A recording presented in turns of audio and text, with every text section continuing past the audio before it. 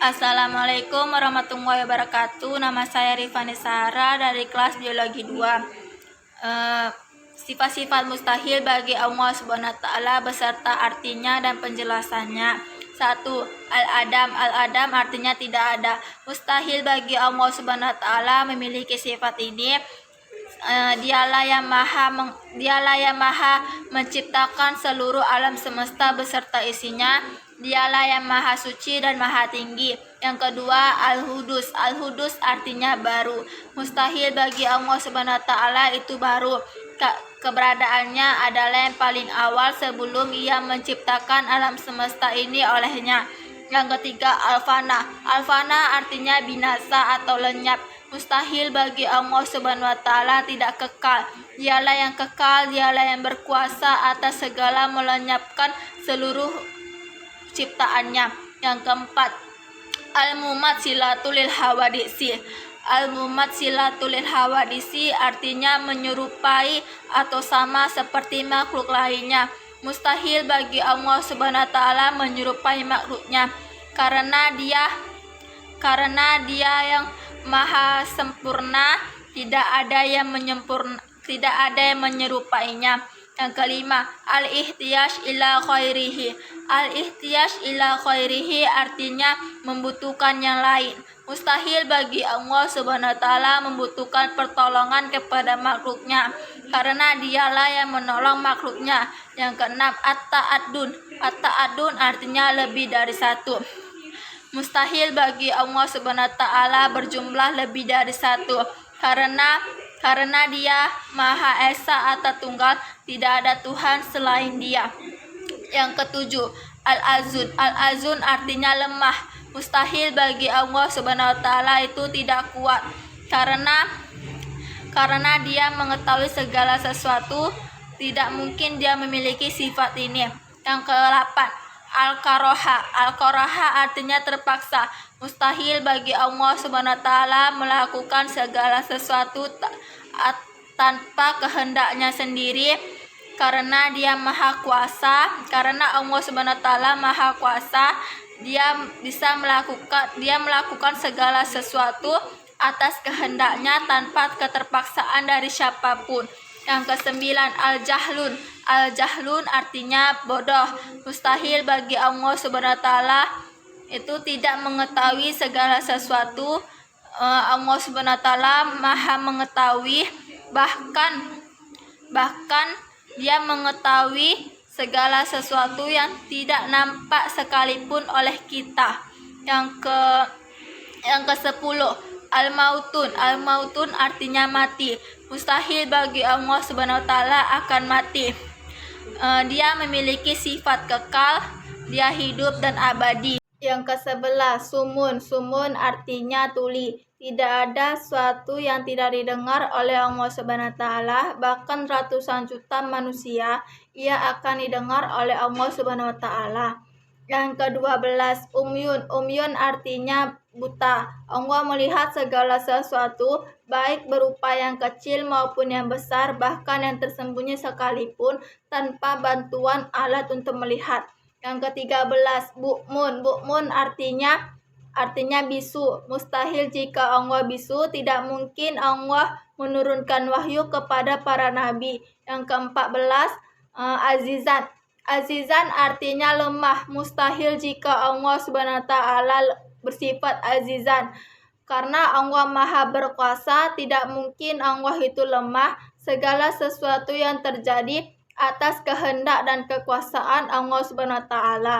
Yang ke-15, Karihun. Karihun artinya maha terpaksa. Mustahil bagi Allah Subhanahu wa taala bersifat karihun karena Allah maha berkehendak atau muridan. Segala sesuatu yang terjadi atas kehendak Allah tanpa keterpaksaan dalam melakukannya.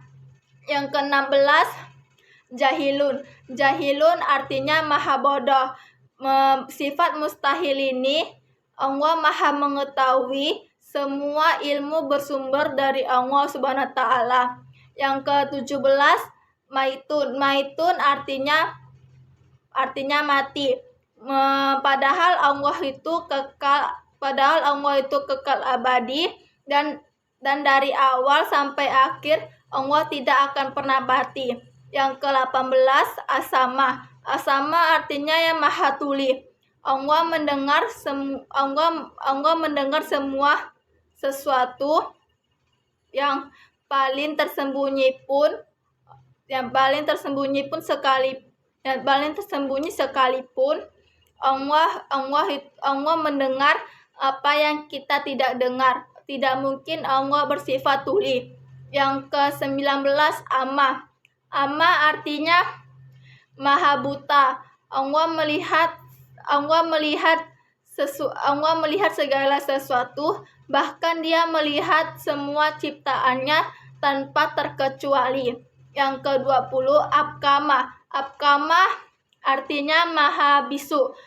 Tidak mungkin Allah bersifat bisu, karena Allah mempunyai sifat mutakaliman atau Maha berfirman. Tidak mungkin Allah itu bisu. Tidak mungkin Allah menurunkan wahyu kepada para nabi dan rasul. Sifat-sifat wajib bagi Allah SWT beserta artinya dan penjelasannya. 1. Wujud. Wujud artinya ada. Maknanya Allah SWT merupakan zat yang ada, berdiri sendiri tanpa diciptakannya. Yang kedua, Qidam. Qidam artinya awal atau terdahulu. Maknanya Allah SWT merupakan bahwa zat terlebih dahulu yang dia ciptakan. Yang ketiga, Baqo. Baqo artinya kekal. Allah SWT adalah zat yang maha kekal, tidak akan punah atau binasa. Yang keempat, Muklafatul lil hawadisi. Muklafatul lil hawadisi artinya berbeda dengan sesuatu yang baru atau makhluk lainnya. Karena Allah SWT menciptakan alam semesta beserta isinya, maka Allah itu pasti berbeda dari siapapun yang Dia ciptakan. Yang kelima, Qiyamuhu binafsihi. Qiyamuhu binafsihi artinya berdiri sendiri. Allah SWT itu berdiri sendiri tanpa tergantung kepada siapapun, karena mustahil Allah SWT karena mustahil Allah SWT meminta bantuan kepada yang lain. Yang keenam, Wahdaniyah. Wahdaniyah artinya esa atau tunggal. Hambanya mengimani bahwa Allah SWT adalah Maha yang esa, karena Dia adalah Tuhan satu-satunya yang menciptakan alam semesta ini. Yang ketujuh, Qudroh. Qudroh artinya zat yang maha kuasa. Tidak ada satupun yang menandingi kekuasaannya. Yang ke-8, Irodat. Irodat artinya maha berkehendak. Alam semesta ini terjadi atas kehendak Allah Subhanahu wa taala. Yang ke-9, ilmu. Ilmu artinya maha pengetahuan. Allah melihat segala sesuatu yang terjadi, baik secara terlihat maupun tidak terlihat, baik secara gaib maupun nyata. Yang ke-10, hayat. Hayat artinya hidup. Allah itu hidup. Allah itu maha hidup, karena Dia tidak akan binasa. Dia akan kekal selamanya. Yang ke-11, sama artinya mendengar. Dia mendengar segala ucapan maupun yang tersembunyi. Yang ke-12, Basar. Basar artinya bahwa tidak ada yang maha melihat selain Allah Subhanahu wa taala. Segala yang ada di dunia tidak luput dari penglihatannya. Yang ke-13, Kalam. Kalam artinya maha berfirman. Bahwa Allah Subhanahu wa taala adalah maha berfirman melalui wahyu yang tertera dalam kitab-kitab yang diturunkan para nabinya kepada manusia. 14. Koridun. Koridun artinya maha kuasa. Sifat Allah adalah zat yang maha kuasa atas segala sesuatu. Yang ke-15, muridan. Muridan artinya maha berkehendak. Sifat ini sama dengan halnya yang maha berkehendaki. Sifat ini menyatu dengan sifat muridan, menyatu dengan sifat iradat sebelumnya. Aliman artinya maha mengetahui.